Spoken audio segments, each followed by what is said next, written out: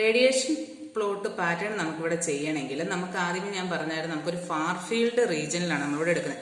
അപ്പം നമ്മളിവിടെ ഒരു ആന്റിന നമുക്കിവിടെ ഇങ്ങനെ പ്ലേസ് ചെയ്യുക. ഇവിടെ ഒരു ആന്റിന ഉണ്ട്. അപ്പോൾ ആന്റിനയിൽ നിന്ന് റേഡിയേഷൻ നമുക്കിത് 3 റീജിയനായിട്ട് എടുക്കാം. ഈ ഒരു പോർഷനെ നമുക്ക് നിയർ ഫീൽഡ് റീജിയൻ എന്ന് പറയാം. അതായത് റിയാക്റ്റീവ് നിയർ ഫീൽഡ് റീജിയനാണ് നമ്മളിവിടെ വെക്കുന്നത്. നിയർ ഫീൽഡ് റീജിയൻ എന്ന് പറയുമ്പോഴത്തേക്ക് ഇതെല്ലാം നമ്മൾ ഫീൽഡ് സോണിനകത്ത് നമ്മൾ പറഞ്ഞിട്ടുള്ളത് λ/2π എന്നുള്ള വാല്യൂ കൊടുക്കാം. ഈ ഒരെണ്ണത്തിന് λd² ഡിവൈഡ് ബൈ ലാംഡ അല്ല 2d² ഡിവൈഡ് ബൈ ലാംഡ എന്നുള്ള വാല്യൂ. അപ്പൊ നമുക്കിവിടെ നേരത്തെ പറഞ്ഞത് റിയാക്റ്റീവ് ആണ് ഇവിടെ പറ്റുന്നത്. റിയാക്ടിങ്, ഇവിടെ റേഡിയേറ്റീവ്, ഇവിടെ നമ്മളെ നേരത്തെ പോലെ ഫാർ ഫീൽഡ്, ഇത്രയും കണ്ടീഷനാണ് നമ്മളിവിടെ എടുക്കുന്നത്. അപ്പൊ ഇവിടെ റേഡിയേഷൻ നമ്മളിവിടെ നടക്കുവാണെങ്കിൽ നമുക്ക് ഈ ഒരു സൈഡിലുള്ള റേഡിയേഷന്റെ ഷേപ്പ് ഇതാ ഇങ്ങനെയായിരിക്കും. നമുക്ക് വലുതായിട്ട് അറിയത്തില്ല, ചുമ്മാ ഓരോ ഷേപ്പുകളായിരിക്കും നമുക്ക് വരുന്നത്. അതേപോലെ തന്നെ അത് കുറച്ചും കൂടി ഡിസ്റ്റൻസിൽ റേഡിയേറ്റിംഗ് ഫാർ ഫീൽഡിന്റെ കേസ് വരുമ്പോൾ നമുക്ക് ഇതാ ഈ ഒരു ഷേപ്പ് ആയിരിക്കും നമുക്ക് റേഡിയേറ്റീവ് ആയിട്ട് നമുക്ക് അതിന്റെ റേഡിയേഷൻ പാറ്റേൺ കിട്ടുന്നത്. ഫാർ ഫീൽഡ് റേഞ്ചിന് വരുമ്പോൾ കുറച്ചും കൂടെ ആക്യുറേറ്റ് ആയിട്ട് അല്ലെങ്കിൽ നമുക്കൊരു ഏകദേശം ഒരു കോൺസ്റ്റന്റ് ലെവലിലായിട്ടുള്ള ഒരു ഔട്ട്പുട്ട് ആയിരിക്കും നമുക്കിവിടെ കിട്ടുന്നത്. റേഡിയേഷൻ പാറ്റേൺ ആയിരിക്കും നമുക്കിവിടെ കിട്ടുന്നത്. അപ്പൊ നമ്മൾ എപ്പോഴും ഒരു റേഡിയേഷൻ പാറ്റേൺ വരയ്ക്കണമെങ്കിൽ അതിന്റെ ഡിസ്റ്റൻസ്, റിസീവിംഗ് ആന്റിനെയും ട്രാൻസ്മിറ്റിംഗ് ആന്റിനെയും തമ്മിലുള്ള ഡിസ്റ്റൻസ് എന്ന് പറഞ്ഞാൽ 2d² ഡിവൈഡഡ് ബൈ ലാംഡയേക്കാൾ ഒന്നുകിൽ ഈക്വൽ ആയിരിക്കണം അല്ലെങ്കിൽ ഗ്രേറ്റർ ദാൻ വാല്യൂ. ഏറ്റവും എളുപ്പത്തിൽ പറഞ്ഞു കഴിഞ്ഞാൽ ഫാർ ഫീൽഡ് റീജിയനിലായിട്ടായിരിക്കും നമ്മളത് ചെയ്യേണ്ടി വരിക. അപ്പൊ നമുക്ക് അതിന്റെ സെറ്റപ്പ് എങ്ങനെയാണെന്ന് നോക്കാം. ഒരു ട്രാൻസ്മിറ്റർ ആന്റിന നമ്മളിവിടെ കണക്ട് ചെയ്തിട്ടുണ്ട്. നമ്മൾ നേരത്തെ പറഞ്ഞ പോലെ എഫ് ഫിക്സ്ഡ് ആയിരിക്കണം, ആർ ഫിക്സ്ഡ്. ആർ എന്ന് പറയുമ്പോൾ എന്തായിരിക്കും 2d² ഡിവൈഡഡ് ബൈ ലാംഡ എന്നായിരിക്കും ആറിന്റെ value, greater than or equal to. പിന്നെ ഒരു ഫൈ ആംഗിൾ ഉണ്ട്. ഫൈ എന്ന് പറയുന്നത് എന്തായിരിക്കും 0 to 2π ആയിരിക്കും. ഫൈ എന്ന് പറയുന്നത് 0 ആണ്. ഇവിടെ എന്ന് പറഞ്ഞു കഴിഞ്ഞാൽ 0 to π ആയിരിക്കും നമ്മൾ എടുക്കുന്ന തീറ്റയുടെ ആംഗിൾ എന്ന് പറയുന്നത്. AUT നമ്മൾ നേരത്തെ പറഞ്ഞവേ ആന്റിന അണ്ടർ ടെസ്റ്റ് ആണ് വരെ. അപ്പൊ ട്രാൻസ്മിറ്റർ, ഒരു antenna driving unit, receiver, position control, position indicator, pattern record, ഇത്രയാണ് നമുക്ക് റേഡിയേഷൻ മെഷർമെന്റിന് വേണ്ടി, റേഡിയേഷൻ പാറ്റേൺ മെഷർമെന്റിന് വേണ്ടിയുള്ള സെറ്റപ്പ്, നമുക്ക് ഇക്വിപ്മെന്റ് സെറ്റപ്പ് എന്ന് പറഞ്ഞാൽ. അപ്പൊ റേഡിയേഷൻ ട്രാൻസ്മിറ്റർ ആന്റിന നമ്മളിവിടെ കൊടുത്തു. ട്രാൻസ്മിറ്റർ ആന്റിന എന്താണ്, നമുക്ക് ഒരു പവർ ആയിട്ടുള്ള നമുക്കൊരു റേഡിയേറ്റഡ് വേവ് ഇവിടുന്ന് ട്രാൻസ്മിറ്റ് ചെയ്യും. അപ്പം നമ്മളുടെ ഈ ആന്റിന, അതായത് ആന്റിന അണ്ടർ ടെസ്റ്റിലുള്ള ആന്റിനെ നമുക്ക് റൊട്ടേഷൻ, അതായത് പൊസിഷൻ കൺട്രോൾ ഉപയോഗിച്ച് പൊസിഷൻ നമുക്ക് ചേഞ്ച് ചെയ്യാൻ വേണ്ടി പറ്റും. നേരത്തെ പറഞ്ഞു ഇത് ഫൈ ആണെങ്കിൽ ഫൈയുടെ പൊസിഷൻ നമുക്കിതാ ഇങ്ങനെയാണ്. ഫൈയുടെ പൊസിഷൻ ഇതാണ്. നമുക്ക് ഈ ഒരു രീതിയിലാണ് ഫൈയുടെ പൊസിഷൻ നമുക്ക് ചേഞ്ച് ചെയ്ത് ആന്റിനെ നമുക്ക് പൊസിഷൻ ചേഞ്ച് ചെയ്യാൻ വേണ്ടി പറ്റും. തീറ്റയുടെ ആണെങ്കിൽ തീറ്റ പൊസിഷൻ നമുക്ക് ഈ ഒരു നേരത്തെ പറഞ്ഞ റിസീവിംഗ് ആന്റിന എന്ന് പറഞ്ഞ എപ്പോഴും ടേണബിൾ ആയിരിക്കണം. ഈ ഒരു രീതിയിലാണ് അതിന്റെ ടേൺ ചെയ്യുന്നത്. തീറ്റ ആൻഡ് ഫൈ ആംഗിളിൽ ഡിസ്റ്റൻസ് ഉണ്ട്. അപ്പൊ നമുക്ക് ആന്റിന ഡ്രൈവിംഗ് യൂണിറ്റ്, അതായത് പൊസിഷൻ കൺട്രോൾ, അപ്പൊ ഏത് പൊസിഷൻ ആണെന്ന് പൊസിഷൻ നമുക്ക് ഇവിടെ ഇൻഡിക്കേറ്റ് ചെയ്യും.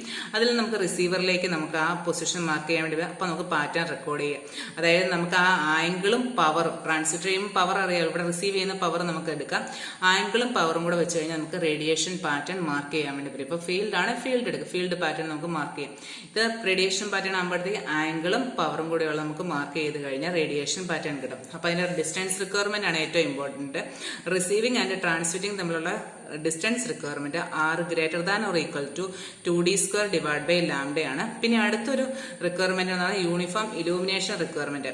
നമ്മൾ ആന്റിനയുടെ മെഷർമെന്റ് സമയത്ത് തന്നെ ഞാൻ പറഞ്ഞിരുന്നു, നമുക്ക് റിഫ്ലക്ഷൻസ് ഒക്കെ വരും. അതായത് ലൈനോസൈറ്റ്, നോൺ ലൈനോസൈറ്റ് റേസ് തമ്മിലുള്ള ഇന്റർഫറൻസ് ഉണ്ടായിരിക്കും. അതൊക്കെ നമ്മൾ അവോയ്ഡ് ചെയ്യണം. അതുപോലെ റിഫ്ലക്ഷൻസ്, സറൗണ്ടിങ്സ് ആയിട്ടുള്ള ട്രീസ്, ബിൽഡിങ്സ്, അതൊക്കെ തമ്മിലുള്ള ഇതെല്ലാം റിഫ്ലക്ഷൻസ് നമ്മളെല്ലാം അവോയ്ഡ് ചെയ്യണം. അതുകൊണ്ട് എപ്പോഴും നമ്മളൊരു ലാർജ് ഒരു ടവർ ഉണ്ടായിരിക്കും. ആ ടവറിന്റെ ഒക്കെ ഹൈറ്റിലായിരിക്കും, ടവറിന്റെ ഹൈറ്റിലായിരിക്കും നമുക്ക് ട്രാൻസ്മിറ്റിംഗ് ആന്റിന. 2 ടവർ ഉണ്ടായിരിക്കും. ആ ടവറിന്റെ പൊക്കത്തായിരിക്കും നമ്മൾ ട്രാൻസ്മിറ്റിംഗ് ആന്റിന നമ്മൾ കണക്ട് ചെയ്തേക്കുന്നത്. അപ്പൊ നമ്മൾ കഴിവതും നമ്മളുടെ റിഫ്ലക്ഷൻസ് ഒഴിവാക്കാൻ വേണ്ടിയായിരിക്കും നമ്മൾ ലൈനോസൈറ്റിന്റെ, അതുപോലെ അതിന്റെ റിഫ്ലക്ഷൻസ് ഉണ്ട്, ഇൻസിഡന്റ് റിഫ്ലക്ഷൻസ് ഒഴിവാക്കാൻ വേണ്ടി ഹൈറ്റിലായിരിക്കും നമ്മളെപ്പോഴും. അതുപോലെ തന്നെ ഓപ്പൺ സർക്യൂട്ടിലായിരിക്കും നമ്മളുടെ ഈ ഒരു അപ്പാരറ്റസ് നമ്മൾ സെറ്റപ്പ് ചെയ്യുക. ഇത്രയാണ് നമ്മൾ റേഡിയേഷൻ പാറ്റേൺ മെഷർമെന്റ് എന്ന് പറയുന്നത്. ഇനി നമുക്ക് പഠിക്കാൻ വേണ്ടിയുള്ള ലാസ്റ്റ് മെഷർമെന്റ് എന്ന് പറഞ്ഞു കഴിഞ്ഞാൽ ഗെയിൻ മെഷർമെന്റ് ആണ്. അപ്പൊ ഗെയിൻ മെഷർമെന്റിന് നമുക്ക് വേണ്ടിയുള്ള ഒരു അപ്പാരറ്റസ് ആണ് നമുക്കിവിടെ തന്നേക്കുന്നത്. ഗെയിൻ മെഷർമെന്റ് എന്ന് പറഞ്ഞു കഴിയുമ്പോഴത്തേക്കും നമുക്ക് ഗെയിൻ്റെ നമ്മൾ എങ്ങനെയാണ് എടുക്കുന്നത്, റേഡിയേഷൻ ഇന്റൻസിറ്റി എന്ന് പറഞ്ഞാൽ നമുക്ക് ഗെയിൻ്റെ ഒക്കെ ഓൾറെഡി തന്നെ പാരാമീറ്ററിന്റെ കേസിൽ നമ്മൾ ഗെയിൻ്റെ ഒക്കെ നമ്മൾ പഠിച്ചിട്ടുണ്ട്. എങ്ങനെയാണ് ഗെയിൻ മെഷർ ചെയ്യുന്നത്, ടെസ്റ്റ് ആന്റിനയുടെ ഗെയിൻ നമ്മൾ എടുക്കുന്നുണ്ട്. അതുപോലെ തന്നെ നമുക്ക് എന്താണ്, നമുക്കൊരു റെഫറൻസ് ആന്റിന ഉണ്ട്.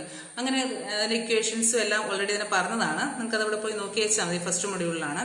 ഇനിയിപ്പം ഗെയിൻ മെഷർമെന്റ് നമ്മൾ എടുക്കുന്ന ഡയറക്റ്റ് കമ്പാരിസൺ മെത്തേഡ് എന്ന് പറഞ്ഞൊരു മെത്തേഡിലാണ് നമുക്ക് ഗെയിൻ മെഷർമെന്റ് എടുക്കാൻ വേണ്ടി പോകുന്നത്. അതിനുവേണ്ടി നമ്മൾ എടുക്കുമ്പോഴത്തേക്ക് ഒരു ട്രാൻസ്മിറ്റിംഗ് ആന്റിന ഉണ്ട്, അതുപോലെ തന്നെ റിസീവിംഗ് ആന്റിന ഉണ്ട്. റിസീവിംഗ് സൈഡിലാണ് നമുക്ക് ഏതാണോ ആന്റിന ടെസ്റ്റ് ചെയ്യുന്നത് ആ ടെസ്റ്റ് ആന്റിന നമ്മൾ കണക്ട് ചെയ്തേക്കുന്നത്. അപ്പൊ ഇതിന്റെ സെറ്റപ്പ് എങ്ങനെയാണെന്ന് ചോദിച്ചു കഴിഞ്ഞാൽ ഡയറക്റ്റ് കമ്പാരിസൺ മെത്തേഡ് എന്ന് പറയുമ്പോഴത്തേക്ക് നമുക്ക് ഇത്രയും കാര്യങ്ങളാണ് വേണ്ടത്. അപ്പൊ ഇവിടെ ഒരു ഇൻഡിക്കേറ്റർ ഉണ്ട്, പവർ ലെവൽ ഇൻഡിക്കേറ്റർ. അതായത് നമുക്ക് ട്രാൻസ്മിറ്റിംഗ് ആന്റിനയിൽ നിന്നാണല്ലോ നമുക്ക് ട്രാൻസ്മിറ്റ് ചെയ്യുന്നത്. അപ്പൊ എന്താണേലും നമുക്കൊരു ട്രാൻസ്മിറ്റിംഗ് പവർ ഉണ്ട്, അത് നമുക്ക് ഇൻഡിക്കേറ്റ് ചെയ്യാൻ വേണ്ടിയുള്ള ഇൻഡിക്കേറ്റർ ഉണ്ട്. അതുപോലെ തന്നെ ഇവിടെ ഒരു ഡിറ്റക്ടർ, പവർ ബ്രിഡ്ജ് ഉണ്ട്, വേരിയബിൾ അറ്റുനേറ്റർ ഉണ്ട്. ഇവിടെ നമ്മളൊരു സ്വിച്ച് കണക്ട് ചെയ്തിട്ടുണ്ട്. അപ്പൊ നമുക്ക് ഇതെന്ന് പറഞ്ഞാൽ റിസീവിംഗ് ആന്റിന, നമ്മൾ ആന്റിന അണ്ടർ ടെസ്റ്റ്. ഇതെന്ന് പറഞ്ഞാൽ നമുക്ക് സ്റ്റാൻഡേർഡ് ഗെയിൻ അറിയാവുന്ന ഒരു ഹോൺ ആന്റിനയാണ്. അപ്പൊ ഇതിന്റെ ഡിസ്റ്റൻസ് നമ്മൾ നേരത്തെ റേഡിയേഷൻ പാറ്റേൺ മെഷർമെന്റ് പറഞ്ഞ പോലെ തന്നെ r greater than or equal to 2d² / λ ആയിരിക്കണം. അപ്പൊ എന്താണ് ചെയ്യുന്നത് ചോദിച്ചു കഴിഞ്ഞാൽ നമുക്ക് ഫസ്റ്റ് കേസിൽ നമുക്ക് റിസീവർ ഇൻഡിക്കേറ്ററിൽ നമ്മൾ ആദ്യത്തെ നമ്മളുടെ കണ്ടുപിടിക്കേണ്ട ആന്റിനയുടെ അത് നമ്മൾ ഈ എസ് ഇവിടെ നമ്മൾ കണക്ട് ചെയ്യുക. എസ് കണക്ട് ചെയ്യുമ്പോൾ നമുക്ക് ഇൻഡിക്കേറ്ററിൽ നമുക്ക് എന്താണെങ്കിലും ഒരു വാല്യൂ ഉണ്ടായിരിക്കും. ആ വാല്യൂവിനെ നമ്മൾ W1 എന്ന് പറഞ്ഞ് നമ്മൾ മാർക്ക് ചെയ്യുന്നു, ആ പവറിനെ. ഇനി പവർ ബ്രിഡ്ജിൽ ആകുമ്പോഴത്തേക്ക് നമുക്ക് ട്രാൻസ്മിറ്റിംഗ് ആന്റിന എന്താണല്ലോ ഒരു പവർ ഉണ്ടായിരിക്കില്ല, അതിനെ നമ്മൾ P1 എന്ന് പറഞ്ഞായിരിക്കും മെഷർ ചെയ്യുന്നത്. ഇനി ഈ സ്വിച്ച് നമ്മൾ തിരിച്ച് സ്റ്റാൻഡേർഡ് ഗെയിൻ ആന്റിന, ഹോൺ ആന്റിനെ കണക്ട് ചെയ്തിട്ട് അവിടുന്ന് എടുക്കുന്ന പവറിനെ നമ്മൾ W2 എന്ന് മെഷർ ചെയ്യുന്നു. ആ സമയത്ത് നമുക്ക് ട്രാൻസ്മിറ്റ് ചെയ്യുന്ന ആന്റിനയുടെ പവർ P2 എന്നാണ് നമ്മളിവിടെ മെഷർ ചെയ്യാൻ വേണ്ടി പോകുന്നത്. ഇനി ഇതിനകത്ത് നമ്മൾ എടുക്കുവാണെങ്കിൽ നമുക്ക് ഈ രണ്ട് കേസിലും, അതായത് നമ്മൾ ആദ്യം സ്റ്റാൻഡേർഡിന്റെ കേസ് വെച്ചപ്പോഴും അതുപോലെ തന്നെ ആദ്യം നമ്മൾ റിസീവിന്റെ കേസ് വെച്ചപ്പോഴും പിന്നീട് സ്റ്റാൻഡേർഡിന്റെ കേസ് വെച്ചപ്പോഴും ഈക്വൽ ആയിട്ടാണ് നമ്മൾ പവർ കിട്ടുന്നതെങ്കിൽ, അതായത് ട്രാൻസ്മിറ്റിംഗ് സൈഡിൽ P1 = P2 എന്നാണ് കിട്ടുന്നതെങ്കിൽ നമ്മുടെ power gain GP = W2 / W1 എന്നാണ്. ഇനി അതല്ല, സെക്കൻഡ് കണ്ടീഷൻ P1 ≠ P2 ആണെങ്കിൽ നമ്മൾ പവർ ഗെയിന്റെ ഇക്വേഷൻ എഴുതുന്ന GP power gain GP × P1 / P2. ഈ GP എന്താ, W2 / W1, W2 / W1 × P1/P2. ഇനി നമുക്ക് GB, അതായത് GB എന്നല്ല GP, നമ്മളുടെ ഗെയിൻ ഒക്കെ എന്താ dBയിലാണ് നമ്മൾ കണ്ടുപിടിക്കുന്നത്. അപ്പം dBയിൽ കണ്ടുപിടിക്കുമ്പോഴത്തേക്കുള്ള ഇക്വേഷൻ ആണ് നമുക്കിവിടെ തന്നേക്കുന്നത്. അത് 10 log എടുത്ത് വെച്ചാൽ dBയുടെ ഇക്വേഷൻസ് നമ്മൾ എടുക്കുമ്പോൾ GdB = GP/dB + PdB വരും. അതല്ലെങ്കിൽ നമുക്കതിനെ കുറച്ചും കൂടെ ഇതായിട്ട് എഴുതുവാണെങ്കിൽ G in dB = W2 in dB - W1 × dB + P × PB. P എന്ന് പറയുന്നത് P1/P2 എന്നാണ്. ഇത്രയുമാണ് ആന്റിന മെഷർമെന്റ്സിനകത്തുള്ളത്. നമ്മൾ ആദ്യത്തെ ടോപ്പിക്ക് തൊട്ട് സെക്കൻഡ് മൊഡ്യൂളിനകത്ത് നമ്മൾ ആദ്യമേ പറഞ്ഞു റിട്ടാർഡഡ് വെക്ടർ പൊട്ടൻഷ്യൽ ആണ്. അത് ചെറിയൊരു ചെറിയൊരു ഡെറിവേഷൻ ആയിരുന്നു. അതറിഞ്ഞു കഴിഞ്ഞാൽ അതിനകത്ത് നമുക്ക് മാഗ്നറ്റിക് വെക്ടർ പൊട്ടൻഷ്യലും അതുപോലെ തന്നെ ഇലക്ട്രിക് സ്കെയിലാർ പൊട്ടൻഷ്യലും ഒക്കെ കിട്ടുന്നത്. അത് കഴിയുമ്പോൾ നമ്മൾ ഷോർട്ട് ഡൈപോളിന്റെയും ഹാഫ് വേവ് ഡൈപോളിന്റെയും 6 ഇക്വേഷൻസ് 6 ഡെറിവേഷൻസ് പഠിച്ചു. അതിനകത്തെ ആദ്യത്തെ ഫീൽഡിന്റെ ഡെറിവേഷൻസ് മാത്രമേ ഉള്ളൂ ഇത്രയും ലെങ്തി. അതിനകത്ത് നമ്മൾ ഷോർട്ട് കട്ട് പറഞ്ഞിട്ടുണ്ട് എങ്ങനെയാ ചെയ്യേണ്ടതെന്ന്. പിന്നെ അതിനകത്തുനിന്നുള്ള ലാസ്റ്റ് റിസൾട്ട്സ് എപ്പോഴും നമുക്കറിയണം. അത് കഴിഞ്ഞിട്ടുള്ള അതിന്റെ ഡയറക്ടിവിറ്റിക്കും അതുപോലെ തന്നെ റേഡിയേഷൻ റെസിസ്റ്റൻസ് ഇതെല്ലാം നമ്മൾ കണ്ടുപിടിച്ചു. പിന്നെ അത് കഴിഞ്ഞ് ഏറ്റവും ചെറിയൊരു ടോപ്പിക്കാണ് antenna measurements.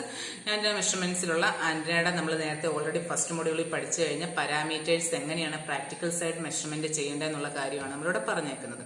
Okay, thank you.